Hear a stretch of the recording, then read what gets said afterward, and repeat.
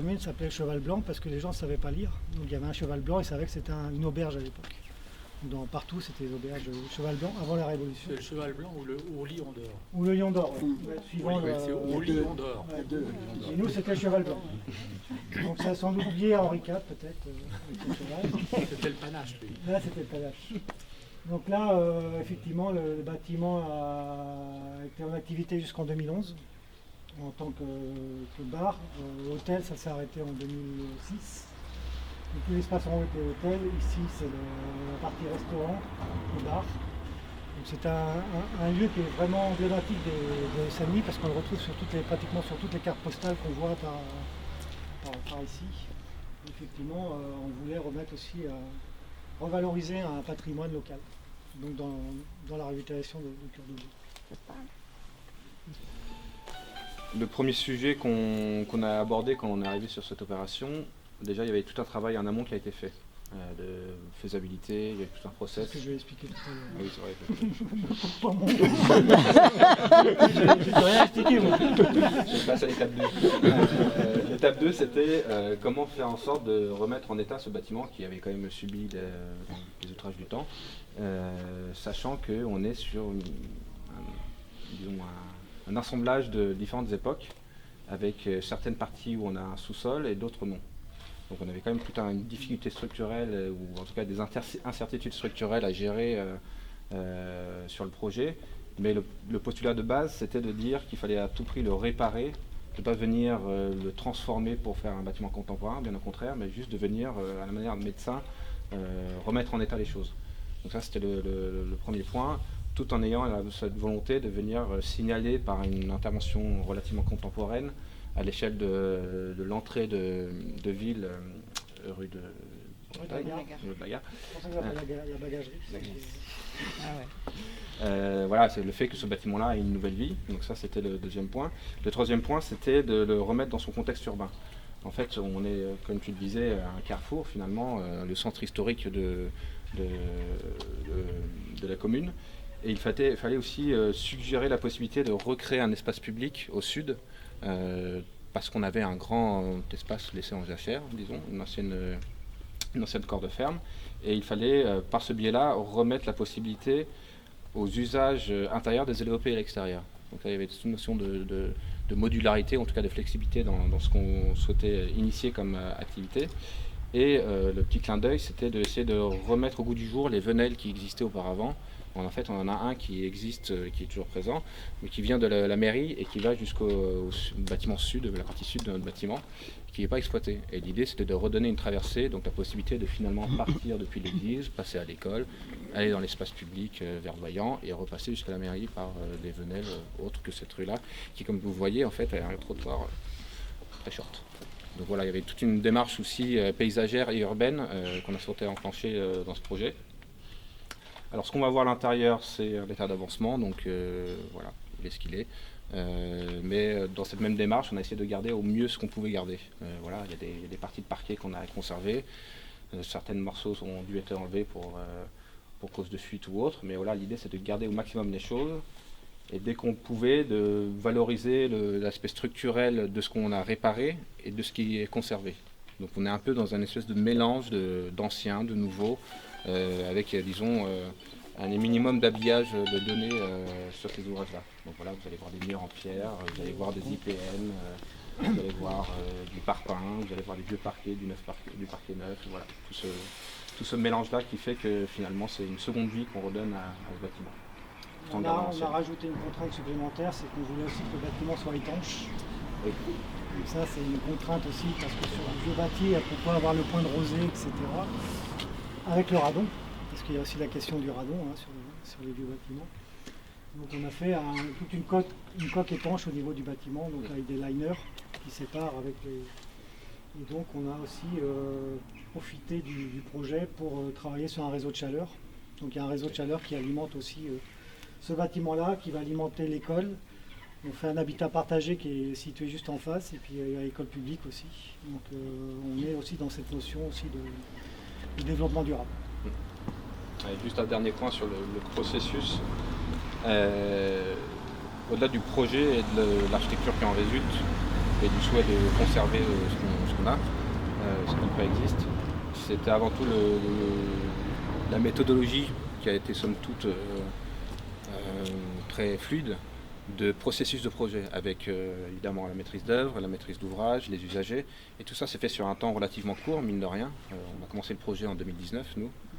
Il y a eu un arrêt qui est lié...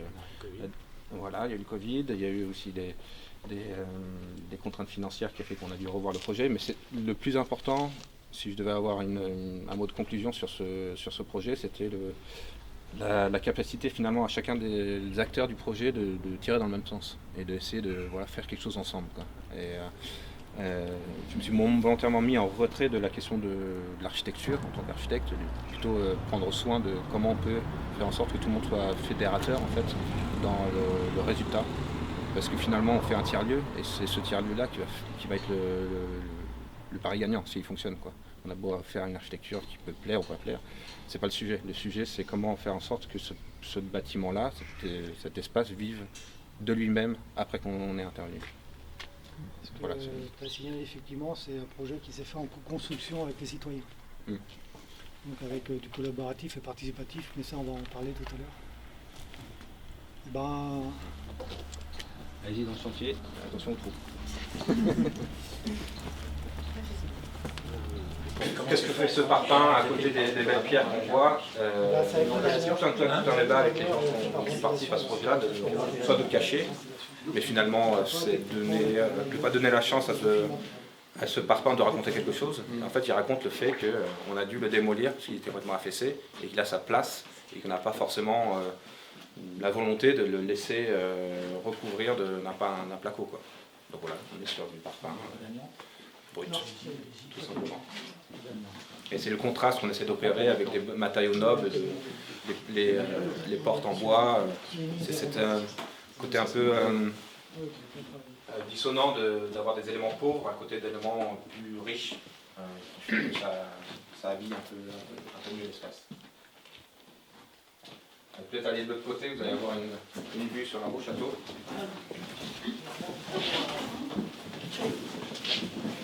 Ici, c'est ce qu'on appelle un open space, donc ça va être un esprit modulable. Donc, toute la partie bas elle est en friche, donc pour les usages, donc là il y a déjà des usages qui vont se développer, donc un Fab Lab, vous savez ce que c'est qu'un Fab Lab? Tu peux parler français? Un Fab et Lab, fabrique et laboratoire. C'est français. C'est raccourci les deux, c'est bien français. Donc c'est pour tout ce qui est d'imprimante 3D. On a un vice-président du collectif qui est là, qui est André, qui peut expliquer un peu aussi les usages aussi par rapport au collectif, si tu veux. Je parlais du Fab Lab. Donc, oui, par rapport aux usages dans ce secteur, il va avoir de la couture. Il y a un groupe de personnes, et plusieurs groupes de personnes sur cette bibliothèque qui font de la couture. Donc ils auront accès à cet espace. Il y a aussi, on est en train de mettre en place, comme dit Thierry, un Fab Lab, en traduction c'est laboratoire de fabrication. On s'est beaucoup orienté sur l'impression 3D. Beaucoup de gens en ont entendu parler, beaucoup de gens n'en ont pas nécessairement vu. Donc là on est en train d'acquérir du matériel pour de l'impression 3D, pour pouvoir modéliser des pièces et fabriquer des pièces en plastique. Il y aura aussi, on est en train de voir peut-être dans un deuxième temps, pour une découpe laser, pour découper des feuilles de bois avec un laser. Et tout ça pour faire des objets. Alors, ces objets, ça peut être du créatif, ou du loisir, mais ça peut être aussi de la réparation. À tous les 2 mois, on a un repair café qu'on appelle, ce sont des gens qui viennent du groupe, et les gens qui ont des équipements à faire réparer, qui sont proches d'aller à la poubelle. Ils viennent une dernière fois ici, les apporter pour voir si on peut faire quelque chose pour les faire durer plus longtemps. Et on peut aussi avoir quelques pièces à fabriquer. Donc quand on aura dans l'imprimante 3D, on pourra décider de fabriquer ces pièces pour revivre ces objets. Donc, dans l'esprit modulaire aussi, c'est tout ce qui est numérique. Donc, les conseillers numériques aussi pour tout ce qui est sur fracture numérique, mais ça peut être aussi les aidants numériques. Donc, on est aussi sur cet aspect numérique. Parce que le lieu, il est vraiment marqué aussi par cet aspect-là. Dans le cadre social aussi, mais ça peut être évidemment plus que ça dans le cadre numérique. Et donc cette partie-là est vraiment liée à des animations de collectifs. Et nous, on a la richesse d'avoir des acteurs sur le territoire. Vous avez vu le nombre d'événements qu'il y a eu sur Seine-Gatine pendant tout l'été. On a la chance d'avoir des associations et des acteurs qui portent des projets. Et ce lieu-là aussi un équipement qui vont leur apporter aussi dans leurs activités. Et la partie du haut, liée plus à des espaces de travail partagés, donc un espace de coworking. C'est anglais, je suis désolé. Mais donc avec une partie qui est open space, donc un espace ouvert où les gens peuvent travailler ensemble, et puis des parties plus privatifs pour des gens qui veulent travailler dans la confidentialité. Donc tout l'aménagement du haut, c'est lié à ça, mais ça peut être aussi des salles de visioconférence, parce qu'on s'est demandé aussi par les entreprises d'avoir des petits espaces pour travailler en visio, mais aussi pour des acteurs autres que des acteurs économiques en visio. Et donc la salle peut être utilisée en haut, mais effectivement la salle à l'entrée est aussi en visioconférence. Donc on est vraiment dans l'esprit modulable. C'est-à-dire que les espaces ne sont pas figés, on essaye que chacun puisse s'y retrouver. Et dans la temporalité, effectivement, il peut y avoir le collectif qui travaille le soir, mais la journée, il est utilisé par effectivement tout ce qui est du cadre économique. Mais ça peut être aussi dans le cadre de la jeunesse, parce que tout ce qui est numérique, ça intéresse aussi les jeunes. Et c'est aussi un public qu'on a du mal à toucher au niveau des collectivités. C'est-à-dire petite enfance, centre de loisirs, oui, mais après les 12-17, c'est difficile de pouvoir les toucher, donc il faut aussi amener des choses qui les intéressent. C'est vrai que quand on avait fait la démarche, les jeunes disent on pourrait faire du jeu en réseau, ces choses-là, bon effectivement, ça les intéresse plus que de rentrer des formulaires sur Internet, même si on sait que 25% des jeunes ne savent pas rentrer un formulaire sur Internet, et ils naviguent sur Internet. Donc il y a les usages, tout ce qui est lié au numérique, évidemment. Donc sur l'aspect du projet en lui-même, il a été très évolutif, parce que le travail de l'extérieur, JS pourra en témoigner, c'est qu'au départ, le lieu n'était pas prévu sous cette version-là, mais il se fait que malheureusement, on a une liquidation judiciaire au niveau de la boulangerie, donc on a fait l'acquisition de la boulangerie, ce qui a permis de retravailler tous les espaces extérieurs. Et donc le lieu, il a une vraie valeur intéressante d'attractivité rien que par le lieu, mais l'extérieur aussi est très attractif. C'est pour ça que je voulais vous faire voir aussi les extérieurs où on peut passer par le côté. Et on a la chance d'avoir un environnement qui est intéressant sur la commune, c'est qu'on a 4 châteaux aussi. Donc on a une vue sur un château, ce qui permet aussi de travailler sur la valeur patrimoniale des rues. Donc on a profité pour faire un gradin, ce qui permet aussi de pouvoir amener des animations culturelles ou d'animation. Et dans le cadre de la revitalisation, de récupérer des espaces en cœur de bourg, c'est intéressant. Parce qu'autant on arrive à trouver des espaces sur des périphéries, mais donc les sujets de redensification dans les bourgs, mais aussi de ramener des espaces, là ça va être un espace qui va être tout enherbé. Donc on est sur un espace vert, on est dans le vrai sujet de la naturation aussi, c'est un sujet auquel on aborde. Ramener aussi de la verdoyance au niveau des cœurs de bourg. Donc ça va être un poumon en plus dans la collectivité, et dans le terme d'attractivité, ça ne peut être qu'un plus. De requalifier un espace aussi qui sera évidemment un espace public. Et donc on a effectivement un bâtiment qui est à côté, qu'on a récupéré, qu'on va requalifier aussi, parce que ça faisait un peu verru. À l'origine, le bâtiment appartient à un propriétaire indépendant. On a trouvé une solution pour pouvoir faire l'acquisition en échange. Donc voilà. Mais c'était un peu la complexité d'avoir aussi ces articulations qu'on peut avoir dans les communes, d'avoir du terrain, ou une maison au milieu, ou un bâtiment. Il faut toujours trouver des solutions pour que l'ensemble soit homogène. Typiquement, on a eu tout un sujet qui a tenu pas mal de temps, mais qu'il fallait lui donner du temps, c'était la relation avec le bâtiment voisin. Donc comment on vient gérer finalement une limite qui était auparavant un mur en pierre en mauvais état, comment on vient traiter tout ça, comment on donne des accès. Donc voilà, toujours ce principe de faire attention aux potentielles conséquences d'un bâtiment public ou d'un équipement qui va recevoir du public avec le voisinage. Donc il y a tout un travail de dialogue, de laisser le temps de réflexion à chacun pour que finalement ça se fasse sans difficulté, sans heurts. Et c'est vrai que dans nos communes, on a beaucoup de murs en fait. Donc, comment on retravaille aussi ces aspects, et c'est une vraie problématique pour nous parce qu'on est aussi sur des états de délabrement énormes. Hein. On voit bien des murs qui s'effondrent, hein. On a le cas. Donc comment retravailler ça? Et puis effectivement, il faut trouver ces artisans qui sont adaptés à refaire aussi des joints, des murs en pierre, etc. Mais ça ramène le charme de nos collectivités. Ouais, c'était une vraie volonté de conserver, parce qu'on a récupéré énormément de pierres issues de la démolition, et c'était une aberration pour nous de renvoyer ça et de remonter des murs en parpaing, en enduit. Donc certes, ça a coûté un peu plus de sous, mais ça change complètement le résultat, c'est qu'on est vraiment sur... enfin, ça évoque le temps long, donc on est tout à fait dans la question du patrimoine, quoi. Donc c'est un vrai choix audacieux de la part de la maîtrise d'ouvrage de finalement mettre les moyens là-dessus également. Donc sur l'espace, il y a une petite kitchenette parce que c'est des acteurs économiques qui ont besoin de manger aussi. Donc, savoir que le tiers-lieu, c'est le troisième lieu. Donc le premier lieu, c'est la maison. Le deuxième, c'est le travail. Et le troisième, c'est le tiers-lieu. Donc c'est un peu quelque part un ovni qui est arrivé parce que c'est vrai qu'on n'en parlait pas il y a 10 ans, les tiers-lieux. Nous, on était vraiment précurseurs parce qu'on a commencé à en discuter en 2016. À l'époque, personne ne parlait des tiers-lieux.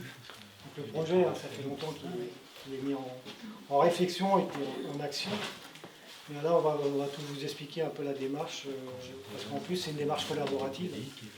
Donc, dès lors que c'est porté par une collaboration citoyenne, eh ben, la notion de temps est beaucoup plus longue aussi, au niveau de la concertation. C'est une expérience personnelle pour moi en tant qu'architecte, parce que le processus de réalisation d'un projet en marché public est assez rythmé par des phases, etc. L'intégration de cette notion de concertation, en fait, certes, elle implique peut-être un travail itératif plus long, côté maîtrise d'œuvre, mais le plaisir des échanges entre les différents partenaires du projet est décuplé, en fait. Il n'y a plus cette notion de date limite, de rendu, d'étapes saccadées. En fait, on est plus sur un processus itératif, et c'est tout à fait le cas, et c'est encore plus le cas quand on est sur un bâtiment patrimonial ou un bâtiment ancien. La question du chantier est aussi un processus itératif. L'adaptation est en permanence de mise, en fait. Donc la présence sur le chantier est évidemment indispensable, très, très présente. Mais voilà. Monsieur le maire fera un témoignage sur le projet. Il y aura une présentation donc de Jess Lemoine, donc l'architecte du projet de la bagagerie. Et puis, on voulait que ce moment il soit aussi intéressant et donc avec des échanges et des témoignages. Donc, il y a ici plusieurs personnes qui ont déjà des projets ou des choses sur cette thématique, donc qui pourront témoigner et échanger les uns et les autres. Ensuite, on passera un petit moment là où vous avez vu les panneaux, autour d'un verre offert par la commune de Saint-Denis de Gâtine. Donc très vite, le CAUE, donc c'est une association loi 1901 qui est d'intérêt public, qui a été créée pour la Mayenne en 1978. Aujourd'hui, les CAUE en France sont 92 ou 93, et on a un rôle, donc on vit avec la taxe d'aménagement, et on a un rôle à la fois pour les particuliers, pour les collectivités et pour le grand public, donc de sensibilisation, d'information, de conseils, de formation sur toutes les thématiques liées à l'aménagement. Donc vous avez des particuliers dans vos communes qui s'interrogent sur un projet, ils peuvent être reçus gratuitement par un architecte ou un paysagiste du CAUE sur certains lieux de la Mayenne ou à Laval au CAUE pour avoir un conseil gratuit avec un petit croquis, mais à la main levée et pas aller très loin, mais voilà, avec des petites choses et déjà un avis, etc. Et puis grossièrement, pour les collectivités, on peut conseiller. On vous montrera par l'exemple de Saint-Denis de Gâtine avec Cédric comment ça a été fait donc en 2015. Et tous les jours, il nous arrive de conseiller des communes, de faire des choses. Ça peut être avec un public scolaire, un public professionnel ou autre sur ces thématiques. Et si vous avez des demande spécifique, n'hésitez pas à appeler au CAE, on est là pour vous aider, on entend tout, après on regarde comment on peut participer. Et quand une collectivité nous interroge, le premier rendez-vous, on va chez vous, on va vous écouter, on regarde avec vous la problématique et ensuite on essaye de savoir comment on peut vous répondre et dans un temps limité, mais qui peut durer en gros entre 6 et 1 an. Ce que moi j'ai appris, parce que je suis arrivée au CAE de la Mayenne fin février, donc c'est assez récent, mais ce que j'ai appris au CAE de la Mayenne, c'est que les collectivités, vous aviez l'habitude de surtout interroger le CAE pour vous aider à décider et pour faire valider vos projets auprès de votre conseil municipal pour lancer le projet. Ben, c'est très bien, donc on est là pour ça. Alors, sur la thématique des tiers-lieux, il existe un petit... il y a plein de choses sur Internet, etc. Et puis on s'est dit avec Sidonie, qui a beaucoup travaillé sur le sujet pour cette soirée, que c'était peut-être intéressant d'avoir une petite vidéo qui dure pas 2 minutes et qui montre bien la problématique tiers-lieux. Voilà, je vous propose ça. Pour commencer, un tiers-lieu n'a ni définition, ni recette, et c'est tant mieux. Le terme vient de l'anglais third place, qui signifie troisième espace. Il fait référence aux environnements sociaux après la maison et le travail. Dans le monde, il en existait déjà au XIXe siècle. On parlait alors de lieux d'utopie sociale, à l'image des phalanstères de Fourier en France. Aujourd'hui, les tiers-lieux désignent des espaces dans lesquels s'incarne la volonté d'une communauté de citoyens d'aller vers un monde meilleur. Et c'est avec bon sens, dans un esprit de coopération, de solidarité, qu'ils redessinent le territoire dans lequel ils sont ancrés, en se positionnant au cœur des échanges entre les acteurs publics, privés et les citoyens. Ce sont aussi des espaces de résilience qui expérimentent et réinventent de nouveaux modèles de collaboration, de consommation et de production. Et ils nous interrogent sur notre rapport au vivant, notre façon de vivre et de nous nourrir. On retrouve dans l'ADN d'un tiers-lieu 3 grands principes. La mixité, c'est l'essence même d'un tiers-lieu. Parce qu'on peut tous apprendre des uns et des autres, et que l'on a tous quelque chose à apprendre ou à partager. L'autre devient une chance. Et ça, les tiers-lieux l'ont bien compris. La coopération. Les individus qui composent la communauté d'un tiers-lieu œuvrent ensemble pour un projet commun. Et ce qu'ils produisent appartient à tout le monde. On parle alors de libre de droit, voire d'open source. C'est une démarche collective d'intérêt général. C'est un peu comme pour Wikipédia. Il n'y a pas de propriété intellectuelle et tout le monde peut contribuer. La démocratie ouverte ou démocratie contributive. Le tiers-lieu est un espace symbolique où s'incarne la démocratie contributive. Tout le monde dans la communauté peut être à l'initiative d'un projet, donner son avis, participer aux prises de décision et contribuer de manière concrète à la mise en pratique d'une solution. C'est aussi pour cette raison qu'il n'est pas rare que le mode de gouvernance choisi par la communauté soit le pair à pair. C'est-à-dire qu'il n'y a pas de boss, mais plutôt un coordinateur ou une coordinatrice. En résumé, si vous avez un tiers-lieu près de chez vous, frappez, sonnez, passez une tête, faites un coucou et allez discuter avec ceux qui le font vivre. Ils arriveront peut-être à vous convaincre de participer à quelque chose d'exceptionnel. Voilà, vous avez eu l'illustration en direct par la visite de la bagagerie qui est en chantier de ce que ça peut être un tiers-lieu et Monsieur le maire a bien exprimé déjà les différentes choses qui se passent autour de ce lieu. Donc vous avez compris qu'il y a d'abord faire un tiers-lieu, aujourd'hui on parle de ça, mais ça fait une quinzaine d'années, je pense, en France qu'on entend parler de ces lieux.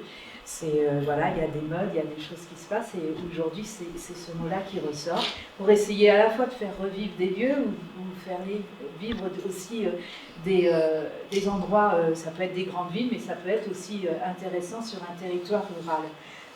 C'est à la fois souvent des projets qui lient un collectif et qui lient à la fois la collectivité, l'individuel, les habitants, des associations, et c'est ce qui est intéressant. Donc voilà, après, je pense que la meilleure façon, c'est peut-être passer en revue quelques exemples avant de passer à des témoignages et au témoignage d'abord de Monsieur le maire.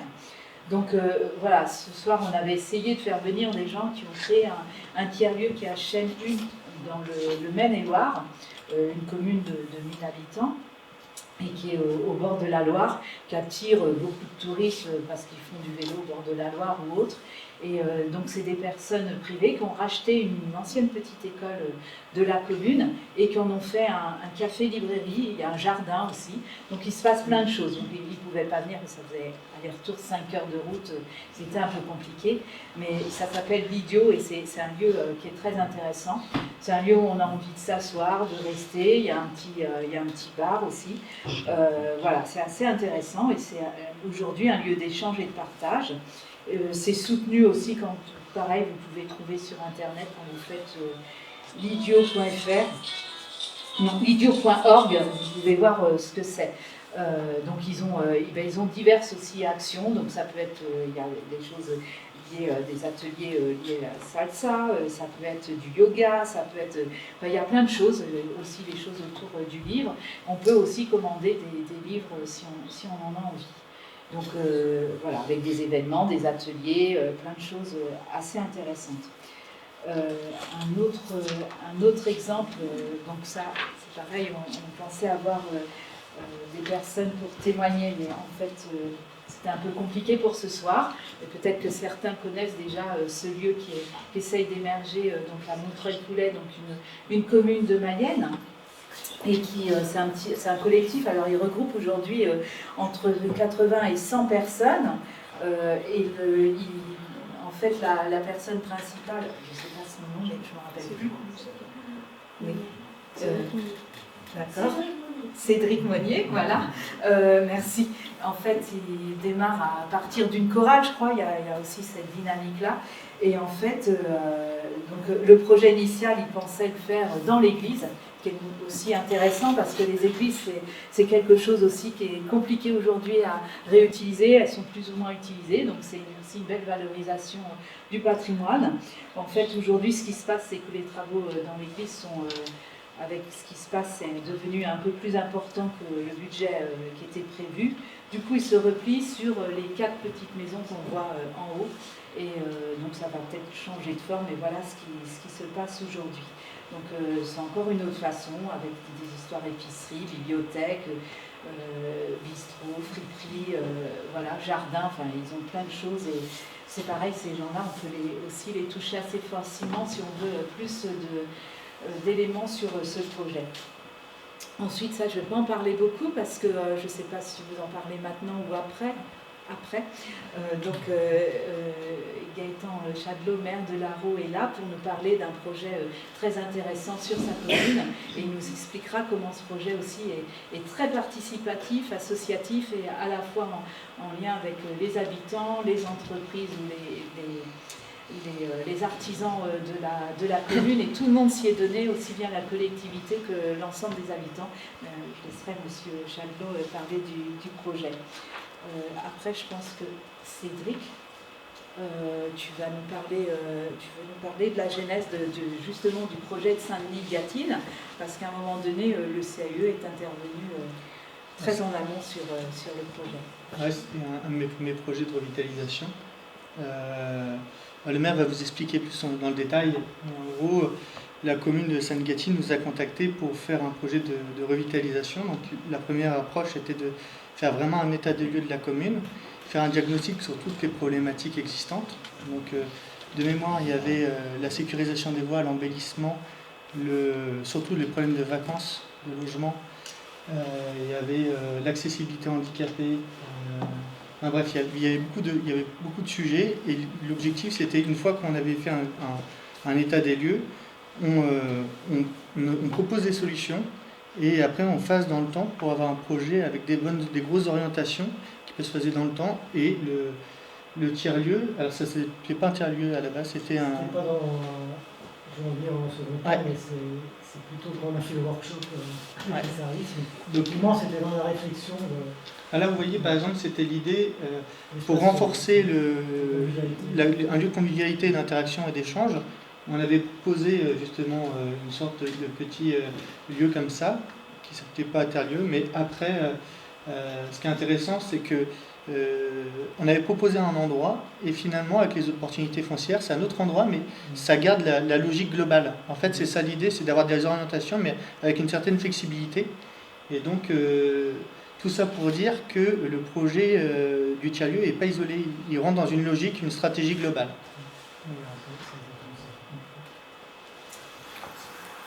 C'est très bien de me faire l'introduction. Sur cette partie CAUE, effectivement, on a une étude en 2015 qui a permis d'avoir une vision globale de revitalisation.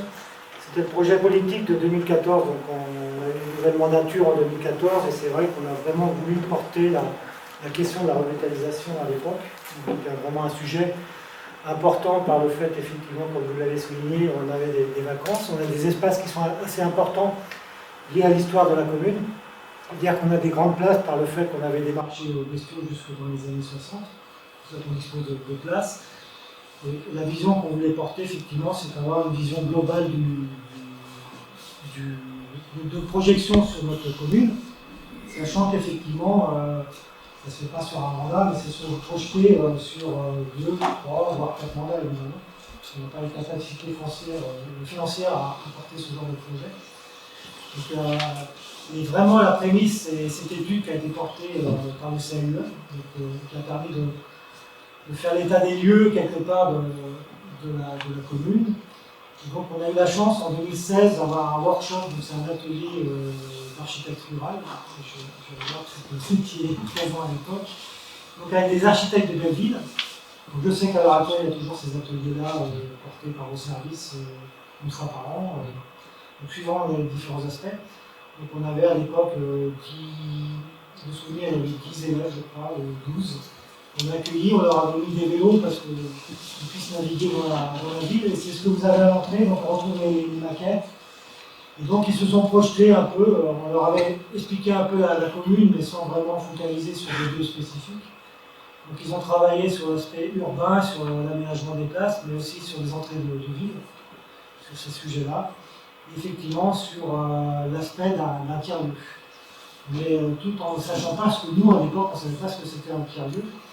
Donc en 2016, il y a eu cette réunion publique qui a permis d'avoir des échanges et on a eu effectivement une rencontre aussi avec une association qui est importante sur le territoire, qui est l'association Fonarue, à l'époque.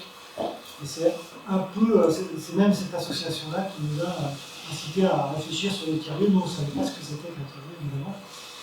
On en parlait un peu, mais en 2000, je pense pas qu'en 2016, on parlait beaucoup des tiers-lieux à l'époque.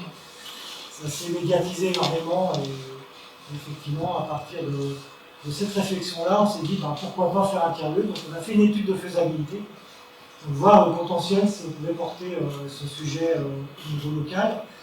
Donc elle a été portée par une agence nantaise qui s'appelle Retis.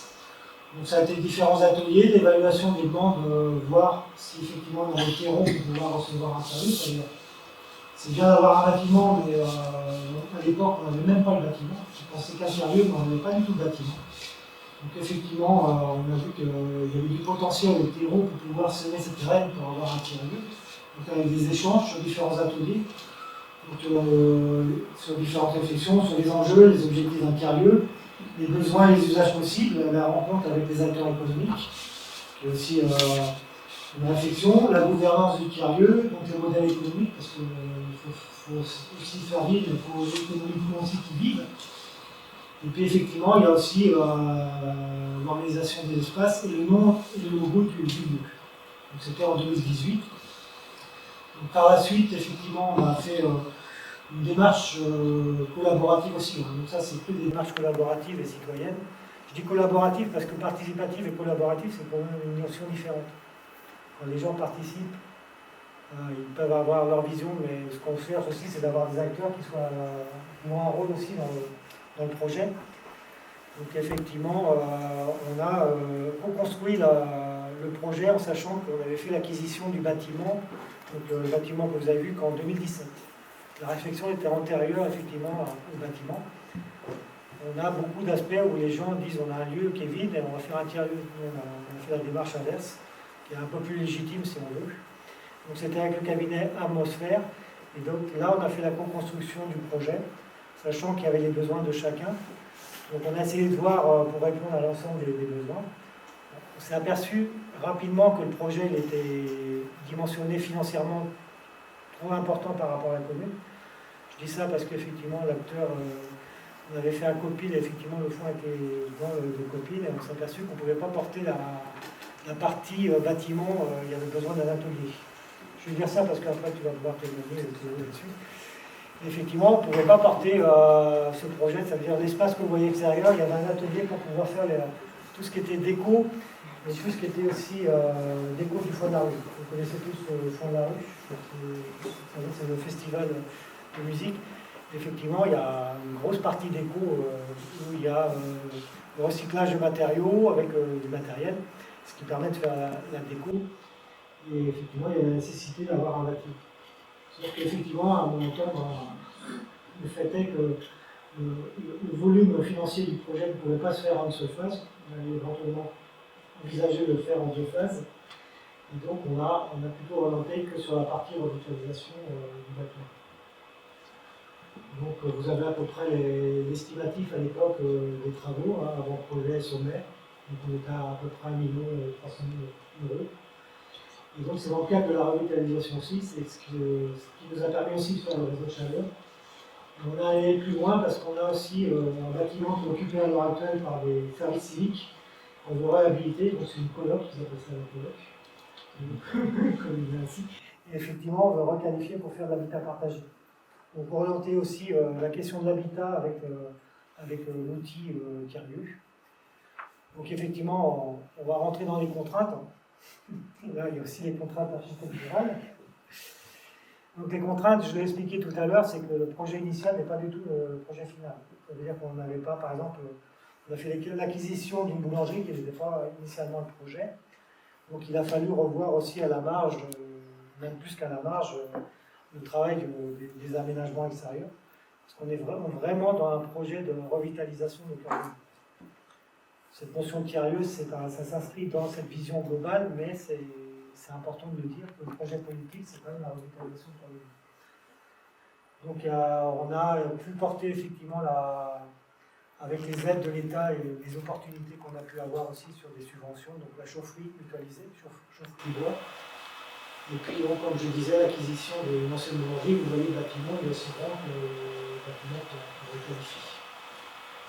Donc, avec l'adaptation de l'aménagement extérieur, on profite aussi quand même, parce que je l'ai dit, très peu, on a agrandi notre parking aussi, parce qu'il y a une nécessité aussi d'avoir un besoin de parking. Mais ce n'est pas l'espace qui va être à parking entier. Donc sur la partie de la démarche participative, c'est ça qui est intéressant. Donc on avait fait un copil à l'époque, donc la communauté de communes avec ses agents, parce que la communauté de communes porte des compétences sur la culture, sur le social, sur le réseau de lecture, on parlait aussi des bibliothèques, sur l'économie et même sur le développement durable. Et donc dans ce copil-là, il y avait des membres aussi de l'association Foin de la Rue. Donc comme je l'ai dit tout à l'heure, on a fait une étude de faisabilité avec le cabinet Atis. Et en 2019, on a fait le recrutement d'une chargée de mission. Donc Léa est arrivée en juillet, mais on a eu 3 chargés de mission. Donc c'est un poste qui a tourné. Et puis le recrutement, c'est une vraie nécessité aussi d'avoir les professionnels pour se charger aussi de ce sujet-là. Et donc en septembre 2020, on a fait un copil, comme j'expliquais aussi tout à l'heure, pour tout ce qui était co-construction. Et on est à l'heure actuelle sur les réunions de chantier, on a des membres du collectif de la commission extra-communale, dont André, qui sont aussi acteurs dans les réunions de chantier. Donc c'est important aussi cette vision-là de ne pas avoir qu'un portage communal, mais vraiment de l'associer avec un noyau de personnes qui ont aussi la disponibilité. Et qui nous apportent leurs compétences et leur vision aussi sur le lieu et sur les usages.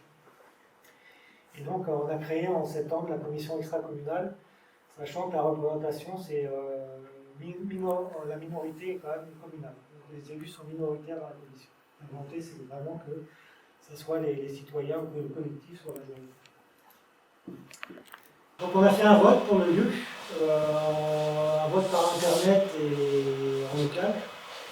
Il s'avère que vous voyez les résultats étaient très serrés. On avait la bagagerie, le Dionys et la gare. Et ça s'est joué à 2 voix près. Le vote était sur sur Internet, on avait pratiquement toutes les régions pour voter. Même à la Corse a voté pour le nom du lieu. Non, c'est vraiment dans cette vision que les gens puissent s'imprégner du lieu et qu'ils soient aussi acteurs du lieu. C'était intéressant de cette démarche-là aussi, de trouver le nom du lieu. Et donc là, on vous a fait quand même, parce que vous êtes des élus, et pensez aux finances, évidemment. Donc on projette un peu le plan d'investissement au niveau du tiers-lieu, mais de la revitalisation parce que ça intègre la chaufferie. Donc voilà, on est sur un projet qui monte à 1 500 000 hors taxe. Avec un taux de subventionnement, on est à peu près à 75% de subvention. On est aussi reconnu depuis 3 ans donc fabrique de territoire. Donc ça c'est la carte, c'est-à-dire qu'on est tête de gondole un peu des cartes. C'est-à-dire que l'État, j'aime bien le terme, c'est-à-dire que l'État a identifié ce département, et j'en profite pour le cas aussi, qui sont aussi fabriques de territoire, donc ils sont aussi un espace tiers-lieu, ils sont après en paille. Donc on est là aussi pour rayonner, pour accompagner, parce que les tiers-lieux, le but c'est d'avoir des réseaux. Et j'en profite aussi parce que je vois Anita. Donc sur la commune, on aura entre guillemets 3 tiers-lieux. Donc il y a la bagagerie, il y a la station qui est portée par l'association Foin de la Rue, et Théo va en témoigner. Et l'EHPAD a porté un tiers-lieu aussi dans sa structure, donc Anita pourra en témoigner aussi.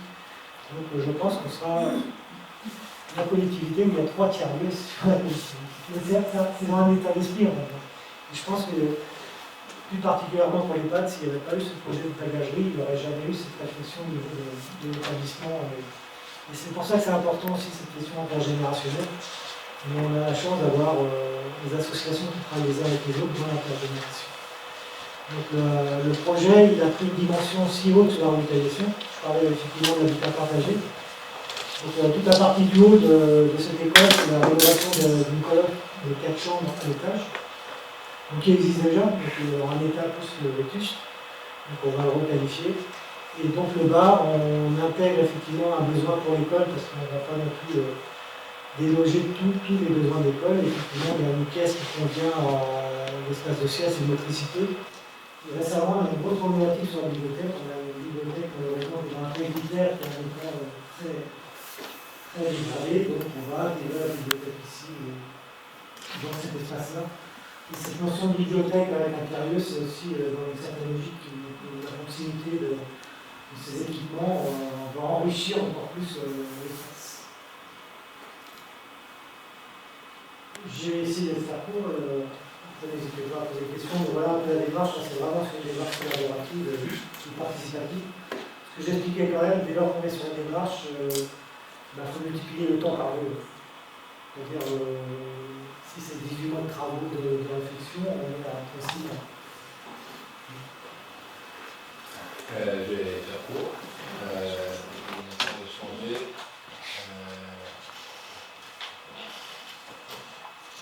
Alors, rapidement, ça c'est l'image chauffée du côté de notre construire. Du deuxième. J'ai 3 euros à faire. Une outil d'évolution sur le plan là, c'est cette aventure. Là, ce plan, je voulais montrer pour bien mettre en valeur qu'en fait, on s'adapte complètement à l'existant. Vous voyez, les gros murs épais, c'est le squelette du bâti existant, et en fait, on vient essayer de créer dans les interstices possibles l'espace qu'on a besoin, tout en ayant cette capacité à moduler au maximum les choses avec les types de mobile. Et là, c'est une série de photos pour vous expliquer d'où on vient. Vous voyez l'état existant, l'état projeté, on essaie de garder toujours cette signature et des orientations en pierre, en signature. Vraiment, dans une démarche de réparation de ce qui préexistait, donc on a changé complètement la facture.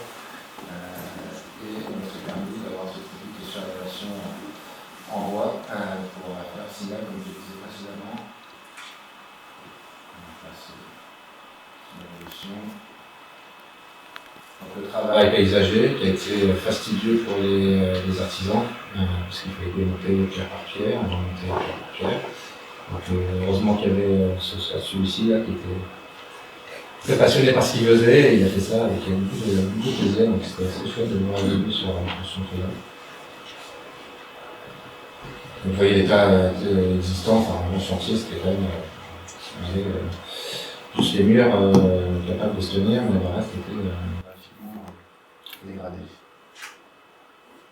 Donc là on commence à avoir des mauvaises surprises. Là c'est la très mauvaise surprise, donc le mur qui s'affaisse complètement, donc on devait l'étayer en urgence, mais c'est assez chouette de voir parce que c'est là que on a ça. Et ça, c'est la meilleure image pour moi, le meilleur souvenir de ce projet, c'est finalement le contraste entre un bâtiment existant qui était valorisé de multiples façons, et finalement, quand on vient supprimer un mur pignon, on a cette cathédrale qui est magnifique, et surtout l'ensemble des parties communes du projet, donc le bâtissif. Maçon et gazeux, je crois, les fonces, les maçons, voilà. Et on admire le travail de la démolition. C'est assez beau. Voilà. On aurait aimé le laisser comme ça, mais il y avait des usages à mettre en place dans ce projet. On est fiers de ça. Ce projet, en fait, on a pu le tenir d'un point de vue budgétaire, malgré les ratages, d'un point de vue de planning aussi, parce que c'est des entreprises locales. Ça, c'était un choix vraiment assumé de faire en sorte que les entreprises qui répondent au marché soient ceux qui ont été contactés par la mairie, en amont, très bien, un beau projet, répondez-y si vous le souhaitez. Et vraiment cette démarche d'avoir finalement une équipe qui se connaissait, tous les entrepreneurs se connaissaient, donc ça porte le projet vers le haut, le chantier est beaucoup moins difficile à gérer, et une forme d'entraide facile qui se met en place. Et c'est surtout, moralement parlant, c'est toujours bien de faire travailler le force du territoire que de faire travailler les entreprises qui viennent juste ici pour faire un coup. Voilà, il y a une facilité d'aisance dans le développement du chantier grâce à ce parti pris. Je précise quand même qu'on a respecté les marchés publics. Oui, on se doit de respecter les marchés publics. Je le dis volontairement à haute voix, mais je le dis à chaque fois de toute façon avec tous les ouvrages, c'est de faire une espèce de sourcing des entreprises de force en présence avant de lancer un chantier, parce que c'est comme ça qu'on peut avoir déjà de multiples réponses, donc libre concurrence assumée et légale, mais surtout d'avoir finalement des entreprises qui sont du coin et qui sont peut-être juste intéressées de participer au développement de leur commune. Donc voilà, une attention particulière à porter là-dessus. L'entreprise Fouilleur en particulier, que je ne connaissais absolument pas, qui a apporté tout le volet de maçonnerie, qui nous a sauvé la vie sur beaucoup de choses, qui nous a aidé beaucoup sur cette partie du projet. Ouais, parce que c'est une en pierre, c'est pas toujours facile de trouver les bons artisans. Maintenant, effectivement, on a la richesse d'avoir cet artisan local. Je ne sais pas d'où il vient, il est Embrien. Si vous cherchez un maçon, il faut vraiment faire penser ce qu'il est. Je fais de la pub aussi un peu. Voilà, très succinct, mais voilà, juste pour montrer quelques photos de chantier qui est toujours pour moi un moment un peu spécial, parce que venir en réunion de chantier, c'est pas juste régler les problèmes, mais c'est surtout discuter avec les patrons d'entreprise, évidemment, mais voir aussi ceux qui font. Qui ont la main dans le conduit, comme on dit. J'ai fait beaucoup de chantiers quand j'étais jeune, c'est comme ça que j'ai appris ce métier-là, donc c'est beaucoup de revoir ces gens-là. Finalement, construire ce qu'on dessine sur un morceau de papier. C'est toujours un plaisir. Il faut avoir ce plaisir de faire du chantier quand on fait ce métier, parce que c'est là où tout se fait. Voilà.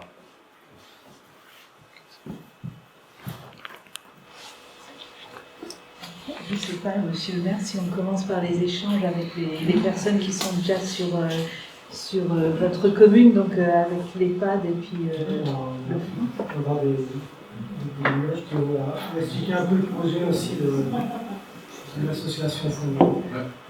Oui, du coup, l'association Fonds de la Rue, qui était à la base dans ce projet, donc est partie, comme disait monsieur le maire, suite à. Nous, on avait vraiment une volonté de rassembler donc, nos bureaux et les ateliers qui sont de base pour créer notre décor pour le festival. Et donc c'est pour ça que, comme ça n'a pas été possible, on s'est retiré du projet. Et donc nous avons par la suite procédé à l'achat d'un bâtiment donc, à Sainte-Gatti dans le centre en juillet 2021. Et s'est créé par la suite un groupe de travail avec nos bénévoles autour de ce projet-là. Et il a été fait, donc on a trouvé un architecte aussi, une architecte locale, et pour donc, la maîtrise d'œuvre pour la réhabilitation, la rénovation des espaces de travail des bureaux sur un ancien garage agricole, c'est ça, c'est un garage agricole. Et donc l'idée c'était que donc l'architecte fasse la maîtrise d'œuvre sur la partie bureau et que nous donc l'association Enfants de la rue, prenne la casquette donc, de maîtrise d'œuvre sur la partie atelier pour sa rénovation, donc en lien avec le groupe de travail, donc avec tous les bénévoles. Donc l'idée, donc il y a plusieurs travaux, enfin journées de travail qui ont été mises en place donc, pour rénover la partie atelier. Dans ces ateliers, l'idée c'est de créer donc, un atelier bois et un atelier métal à destination de différents acteurs. Donc ça peut être pour faire des résidences artistiques, des ouvriers locaux qui veulent investir ces ateliers pour des travaux ponctuels. Voilà, il y a différents projets en vue, mettre en place une outitech, une matériothèque issue de matériaux de récupération. Voilà, il y a plein de projets qui germent. Et donc voilà, pour comparer un peu les deux projets, on est sur une échelle de entre 450 et 600 000 euros donc sur la réalisation de ce projet. Donc nous, on serait plus sur 80% subventionnés pour 20% de fonds propres. Après, ça varie vachement en fonction de ce qu'on va avoir. Et donc la bagagerie est labellisée Fabrique de territoire et nous sommes labellisés en ce moment manufacture de proximité. C'est un label un peu similaire. C'est la NCT aussi. La NCT qui est lancée. Donc c'est la seule en Mayenne, je crois. C'est en Mayenne. Ouais. Il y a aussi Leven qui était. Donc là, la semaine dernière, on était en train de faire une dernière semaine d'incubation à Tours, voilà, dans ce cadre-là. Et donc qui représente une bonne part de la subvention. Et c'est qui les autres subventions? Enfin, quels sont les autres? Alors on va avoir la FNADT, donc Fonds national d'aménagement des territoires, donc on va toucher à hauteur de 150 000. On va avoir aussi, alors j'ai noté entre 100 et 150 000 de la CAF. Voilà. Après on va avoir quelques fonds d'investissement de la région. Et des mécénats en nature, une chaufferie notamment qui a été un don. Et voilà, après, c'est... Les fonds européens aussi. Il y a des fonds européens. Les fonds européens, ouais, aussi. Alors, j'ai pas les montants exacts. 40 000. Par rapport à l'outil 40 000. D'accord. Après, je ne sais pas si tout le monde connaît la NCT. La NCT, c'est l'Agence nationale cohésion des territoires. C'est au niveau de l'État et c'est en ce moment, ils vous aident beaucoup, par exemple sur les programmes Petites Villes de demain, etc. Enfin, on les retrouve beaucoup. Peut-être que M. Leroux pourrait en parler mieux, mais voilà, on les retrouve partout comme aide à ingénierie un peu aussi sur le territoire. En fait, il y a deux types d'interventions, des programmes nationaux du type Cœur de Ville, Petite Ville de demain, et des appels à projets comme vous avez cité là, sur Fabrique de territoire. Et puis après, il y a l'accompagnement sur mesure. Lorsque l'ingénierie locale, le CAUE ou les autres acteurs d'ingénierie locale ne peuvent pas apporter le besoin qui est sollicité par la collectivité, la NCT peut intervenir par le biais soit de subventions, mais plus généralement par le biais d'un marché national avec un bon de commande et des bureaux d'études qui viennent accompagner les collectivités. Donc là aussi, il y a eu quelques exemples. On pourrait citer l'intervention en Mayenne.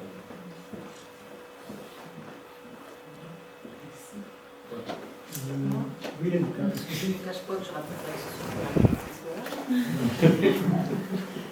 Donc nous, on a répondu à un appel à projet en fait, de la CNSA, donc la Caisse nationale de solidarité de l'autonomie, qui avait pour sujet un tiers-lieu en EHPAD. Donc on a sauté sur l'occasion pour... en plus, tiers-lieu, moi ça me faisait écho puisque je suis de Saint-Denis et j'étais allée à quelques ateliers.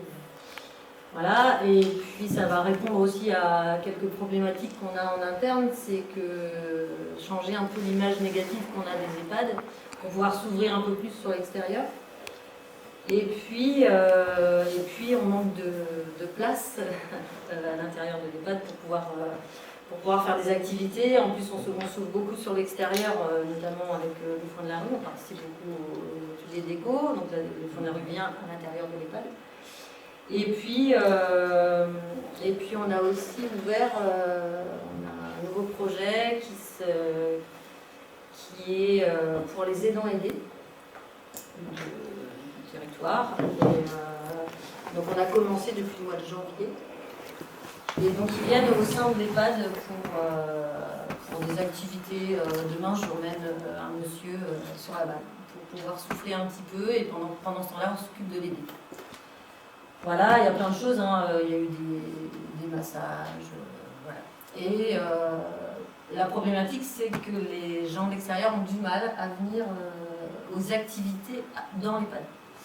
Donc là, on va faire le tiers-lieu va être attenant à l'EHPAD, hein, bien sûr, mais il y aura aussi une ouverture sur l'extérieur, donc on pourra rentrer par l'extérieur, par l'intérieur aussi, mais voilà, peut-être que ça va pouvoir faire venir plus de gens de l'extérieur et changer cette image négative qu'on a de l'EHPAD. On fait plein de choses à l'intérieur d'un EHPAD. Voilà, on vit encore beaucoup. Voilà. Après, financièrement, je n'ai pas les chiffres vraiment. On est bien subventionné aussi. Voilà. Donc pareil, hein, on a eu une petite surprise quand même de surcoût par rapport aux matériaux, à l'augmentation des matériaux. Donc le reste sera pris à charge par l'EHPAD. C'est une surface de combien de mètres carrés 45 mètres carrés. 45. Donc c'est pareil, c'est l'entreprise des champs qui a répondu très rapidement, parce que quand on répond à un appel à projet, on a très peu de temps, on a quelques mois pour envoyer tout le fichier en fait, et donc ils ont répondu très rapidement avec des plans. Oui, c'est le procédé de modulaire. Voilà, c'est ça, tout à fait. C'est très bien isolé apparemment. C'est très bon pour le confort. Donc ça a commencé. Les travaux ont commencé. Normalement, ce sera opérationnel mi-octobre. C'est très rapide parce que c'est du modulaire, c'est fait l'entreprise, elle est même pas à 1 kilomètre, donc je pense que le déplacement... Ils ont lancé le projet il y a moins d'1 an. Ouais. Qui était un peu plus rapide que... Ah oui, c'était beaucoup plus efficace. Ça, c'est beaucoup moins, je pense, derrière, il y a moins de travail. Ce que expliquait aussi Jess, avec les acteurs locaux, on peut aller beaucoup plus vite aussi. Je ne sais pas si pour prendre la suite, Bénédicte Maillet veut s'exprimer sur le lieu à votre collectif à Franpaille. Votre double casquette en même temps. Ouais, c'est ça. Il y a peut-être pas mal d'entre vous qui ont déjà entendu parler de nous. Le 2-4 à Franpaille, c'est donc un tiers-lieu fabrique de territoire, comme celui de Saint-Denis, qui existe depuis une dizaine d'années maintenant. Qui ne s'appelait pas tiers-lieu avant, puisque dans les écoles de ce tiers-lieu-là. Quand on a eu l'idée, c'est un projet qui a été porté par des associations, là par une collectivité, et une grosse différence aussi avec Saint-Denis. C'est à la base un collectif d'éducation populaire, c'est le groupe qui fait plutôt de la culture et du social, et le secours populaire, que vous connaissez tous, qui ont repéré une partie, et une partie qui était vacante, mais c'était complètement vétuste partout. Le secours populaire à l'époque n'avait ni eau, ni électricité, ni rien. Et donc du coup est né d'abord un projet associatif. Je vous passe les détails de négociations, de mise à disposition qui ont duré 2 ans. Et maintenant, le bâtiment est mis à disposition par la commune à un collectif qui s'appelle nouvellement formé, qui s'appelle maintenant le collectif 2-4, parce qu'on est au 2-4 rue des Rosiers. C'est-à-dire que ça faisait 9 ans qu'il fonctionnait de manière informelle. Payasso Locaux et le Secours Populaire étaient porteurs du projet. Payasso Locaux, étant donné qu'on a un salarié à temps plein, était plutôt porteur de toutes les initiatives de demande de subvention, etc. Donc tout passait par Payasso. Et puis le projet s'est développé, il y a des acteurs extérieurs qui se sont greffés. Et donc le besoin de se structurer avec un mode de gouvernance particulier est né. Donc on s'est fait accompagner par des bureaux d'études aussi pour la structuration en association, etc. Donc elle a vu le jour début 2022 là. Et donc elle réunit maintenant toujours les deux associations porteuses qui ont une place spécifique dans le mode de gouvernance. Et on est maintenant, je dis on parce que j'ai plusieurs casquettes dans ce tiers-lieu, on est une dizaine ou une douzaine de coworkers, donc des gens qui ont des entreprises individuelles pour faire court et qui travaillent quotidiennement dans ces lieux-là, moyennant une location d'espace de bureau ou d'atelier ou à l'année. Donc de cadre, du coup, il y a une boutique solidaire, une ludothèque portée par Payaso Loco, un atelier partagé, un jardin partagé et des espaces de vie collective et un espace de coworking. C'est un tiers-lieu, quoi, exactement. Et alors, moi, du coup, je suis à la base membre du bureau de Payaso Loco, donc j'ai participé au montage du projet. Après, quand il y a eu besoin d'argumenter auprès de la collectivité, à l'époque j'étais toute jeune diplômée en architecture, donc on a monté un collectif informel pour bénévolement donner du grain à moudre aux associations pour convaincre la collectivité. On a fait toute une maquette du bourg et tout, on n'a pas lésiné. Ce qui a à peu près fonctionné, enfin ça plus le projet associatif effectivement. Et après, une fois qu'il y a eu la mise à disposition d'acter, s'est posé la question de comment on allait se répartir des mètres carrés, puisqu'un projet associatif c'est très bien, c'est très beau et tout, mais après quand on a mis le mètre carré à répartir de manière concrète. Donc là, à ce moment-là, j'ai commencé à accompagner le collectif sur le volet concertation, maîtrise d'usage, aider à accompagner les usagers à se mettre d'accord. Et depuis ce temps-là, c'est né en même temps que le tiers-lieu.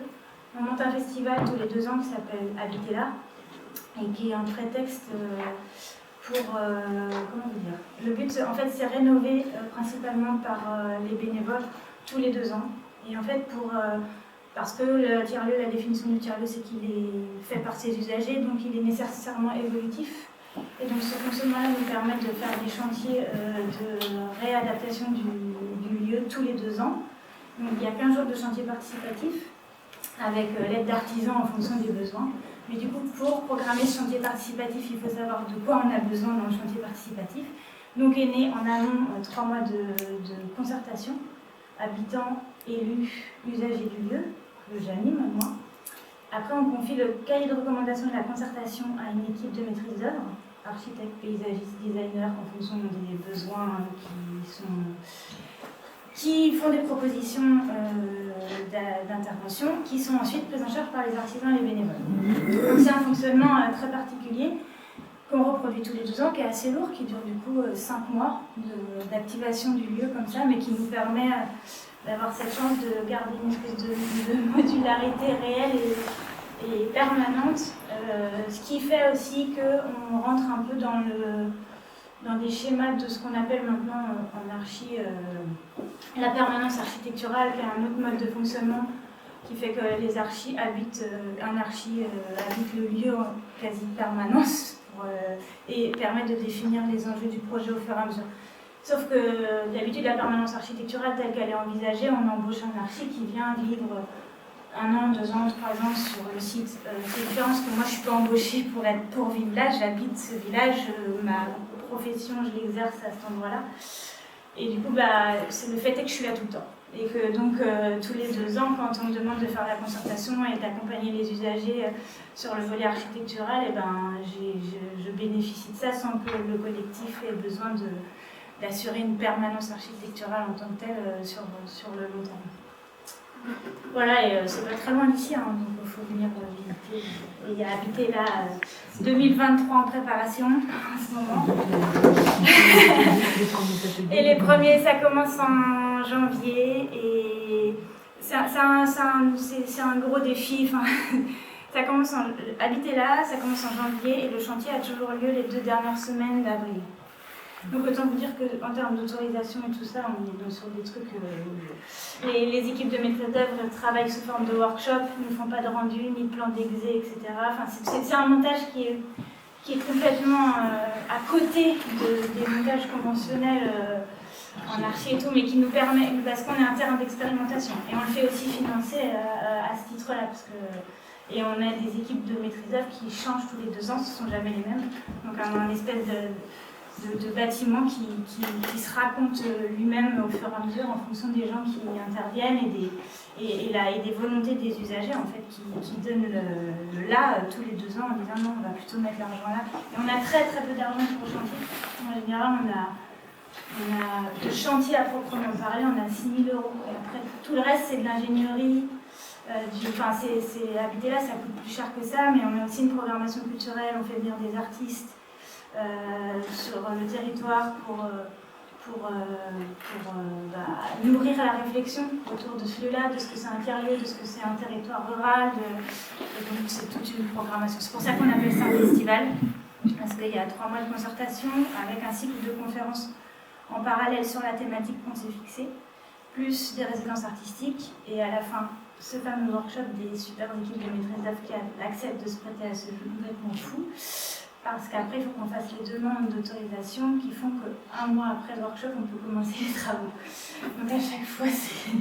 Mais la commune étant propriétaire du bâtiment, ça nous facilite quand même beaucoup de choses sur ces autorisations-là, etc. Parce qu'ils connaissent le principe, ils sont invités à la concertation. Donc en fait, on prend les décisions avec eux. Donc après, quand l'équipe de maîtrise d'œuvre a fait des propositions concrètes, ça surprend personne, ça tombe pas du ciel et tout le monde a compris pourquoi ils étaient là. Et comme tout le monde a été concerté, c'est beaucoup plus facile d'enclencher les choses.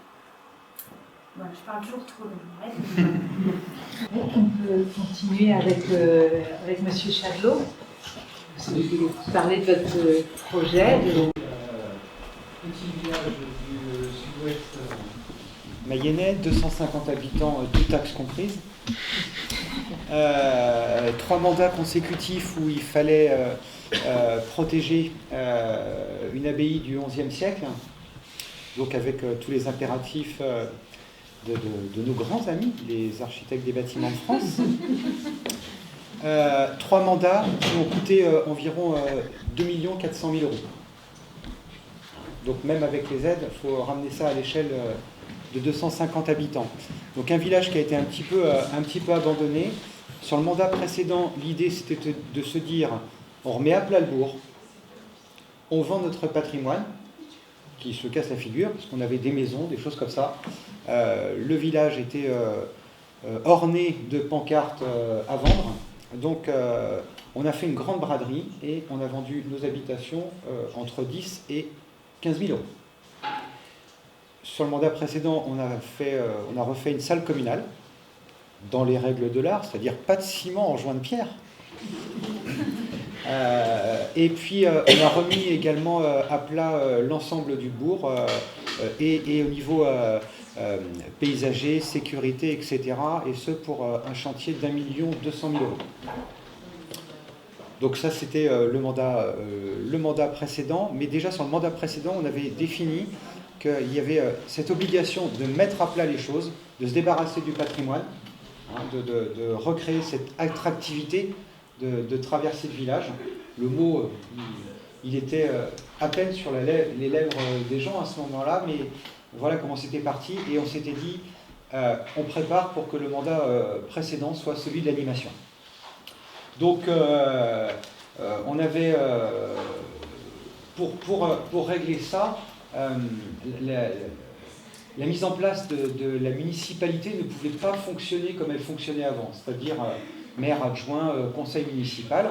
Donc on a repris le cas, moi que j'ai l'habitude de mettre en place dans mes entreprises, surtout dans une petite commune, quand on parle de maire adjoint avec l'intégralité des compétences qui sont prises par l'interco, les missions restent pour un village de 250 habitants légères. Donc on a mis en place une autre mode d'organisation, c'est-à-dire on est passé du mode élu au mode chef projet. Et quand on a réuni cette liste municipale, chacun est venu avec son projet, l'équipe est élue, les responsables de projet élisent les membres de l'équipe. Donc on avait déjà ce projet de mettre en place un café associatif dans une des ailes du logis de l'abbaye, les bâtiments sont colossaux. On avait fait une première étude avec la DRAC pour faire un café à la Roue, c'était 700 000 €. Donc, et puis il y avait trop de restrictions architecturales pour rendre la chose conviviale, quoi. Grosso modo, on fabriquait une prison et puis c'était la même chose. Donc on a une opportunité, la vente d'un immeuble, centre-bourg. Il n'y avait plus de commerce dans le bourg. On avait, pendant la période de la Covid, testé la vente de pain, etc. Ça fonctionnait plutôt bien. On s'est battu pour maintenir notre agence postale, qui est tenue par un agent communal. Et puis, on a mis en alerte voilà, les agences immobilières. Il y a un immeuble qui allait tomber, qui était un ancien café-restaurant, mais qui avait aussi toute sa place dans la commune, puisque en plein centre du village, une opportunité de 35 000 €. Juste pour vous raconter l'histoire, quand j'ai eu l'agence le matin, ils ont été convoqués le soir, et la réunion du conseil municipal s'est faite devant la porte. Donc on a rajouté ce point, est-ce que vous voulez, oui ou non, et ça a été acheté, comme ça peut des fois nous arriver, hein, faut être opportuniste. Voilà, le projet il avait un potentiel un peu plus important puisqu'il allait associer à la fois l'attractivité de la commune et il intégrait le projet de territoire qui était mis en place par l'Interco sur l'accueil, le volet de l'accueil des jeunes. Je vous dis, il y avait un emplacement historique du commerce et une plus grande visibilité, la possibilité de réaccueillir le bureau de poste, de vendre l'immeuble où il y a actuellement l'agence postale, de développer de nouveaux services, et c'est-à-dire avec la Poste de créer une micro-maison de service au public, la création de 4 logements temporaires. Là, on avait travaillé avec des maisons familiales rurales pour lesquelles moi j'ai la chance de bosser avec mon agence de communication, donc si vous avez besoin, vous n'hésitez pas. Et pour que ces logements servent à héberger entre autres des apprentis, création d'une salle associative également, et puis d'un espace pour les entreprises. Donc il y avait également dans ce projet-là une cohérence avec le développement de l'animation culturelle de la commune qui avait une montée en charge. Alors comment on a défini ce projet-là? On a défini que c'était un projet pour tous et par tous. Moi le mot tiers-lieu c'est pareil, je ne le connaissais pas. Et il y avait une volonté d'intégrer pleinement la population et d'engager les habitants à ce nouveau projet.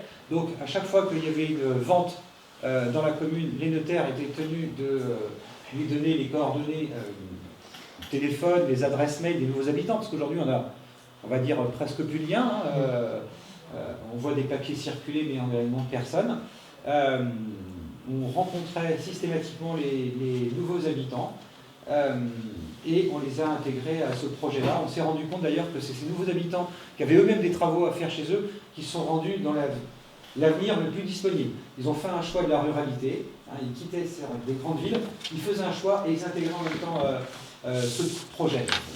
C'était créer un sentiment de fierté, d'appartenance à une équipe.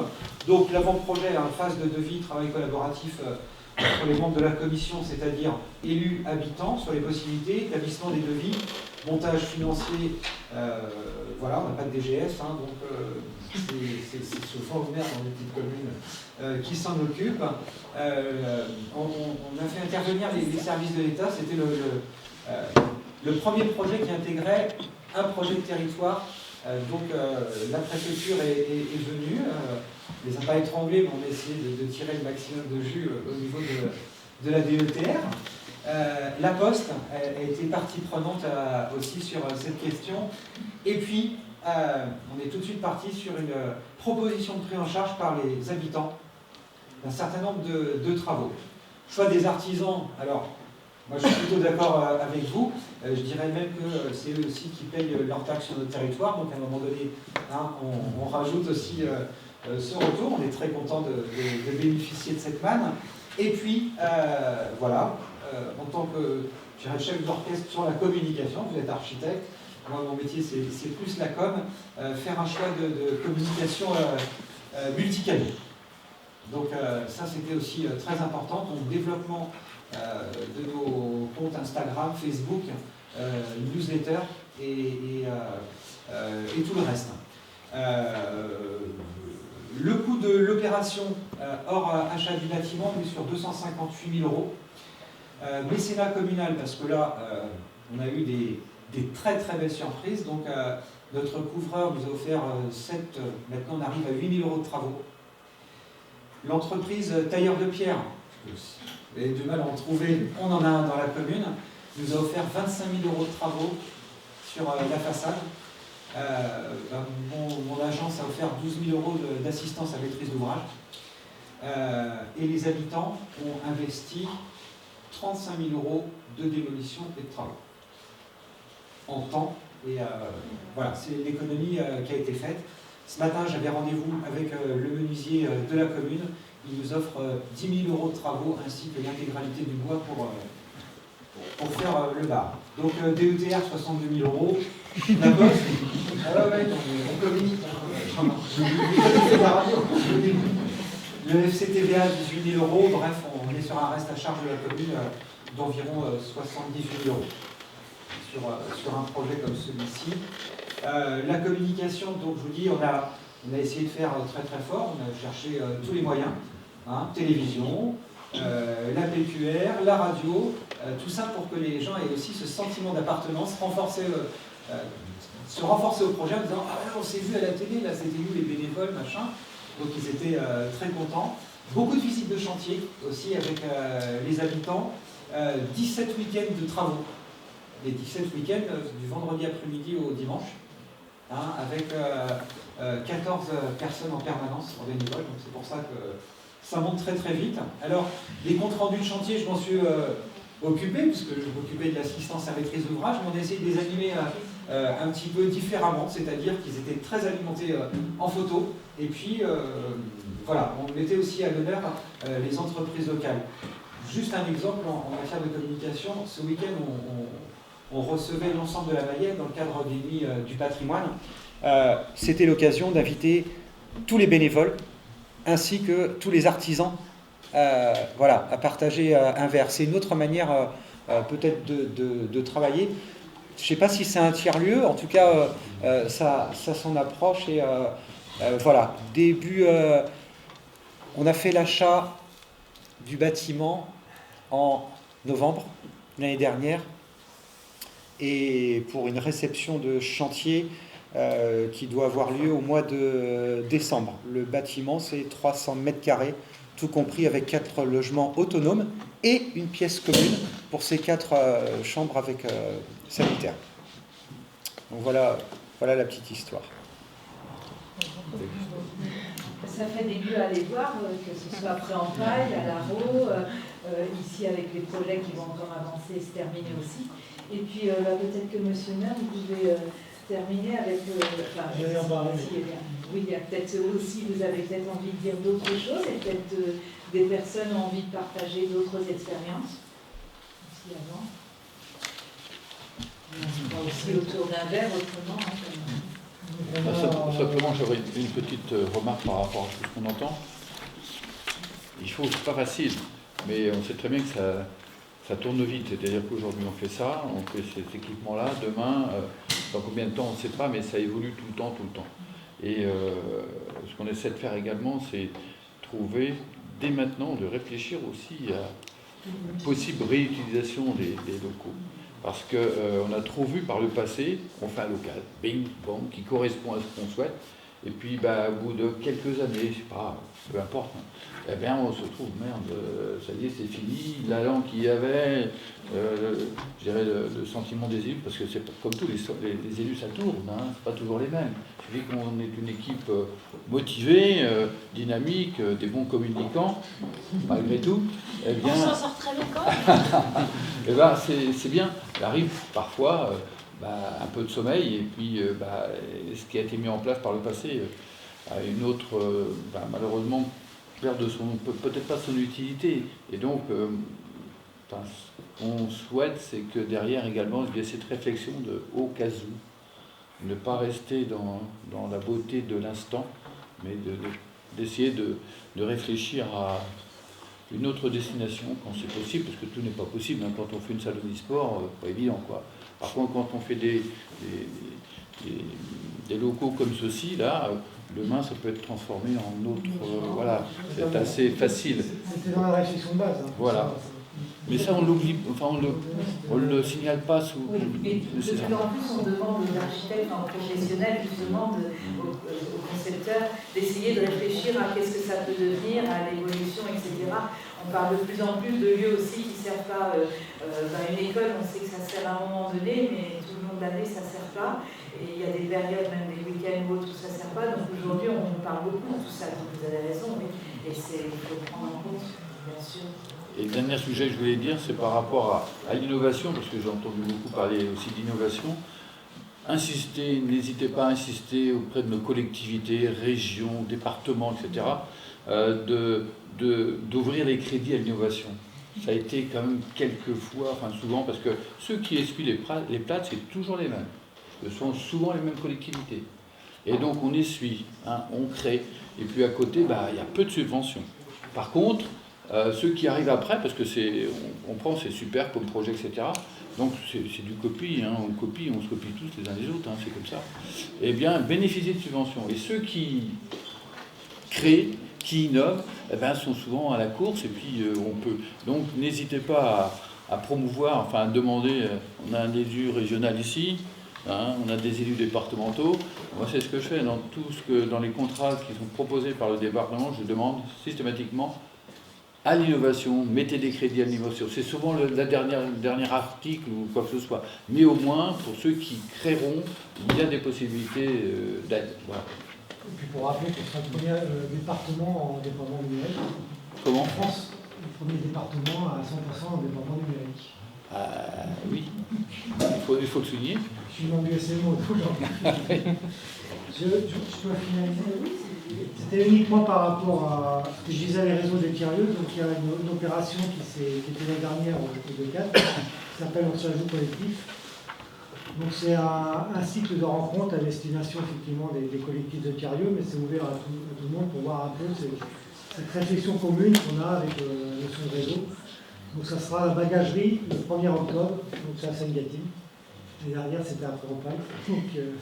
Et qui regroupe déjà tous les projets de tiers-lieux, mais je vous incite fortement à ceux qui sont intéressés de participer à cette journée. Il y aura des flyers, vous avez des flyers sur le feu de la communication aussi, il y a des flyers. Je nous fais passer pour des hommes préhistoriques. Nous aussi, on a des flyers. Super. C'est un peu Facebook. Il y a plein de réseaux, il y a plein d'échanges, on trouve plein de choses sur Internet, etc. Mais il y a très longtemps, vous avez peut-être entendu parler de la Belle de Mai à Marseille, des lieux qui étaient publics. L'usine Bulle qui est tout proche de nous, Nantes, il y a plein de lieux comme ça qui avaient une grandeur importante, mais il peut y avoir des lieux bien plus petits et aussi pour les territoires ruraux. Juste pour finir, avant d'aller vers le test, c'est juste pour vous dire, si vous avez envie de parler plus de sujets et de ça, n'hésitez pas, vous pouvez nous contacter au CAE et on partagera avec les uns et les autres. On est aussi là pour la mise en relation, etc., pour que vous puissiez échanger sur tous ces projets. Voilà. Merci beaucoup pour votre écoute, pour vos échanges. Je vous propose de prendre un verre ensemble, discuter, n'hésitez pas.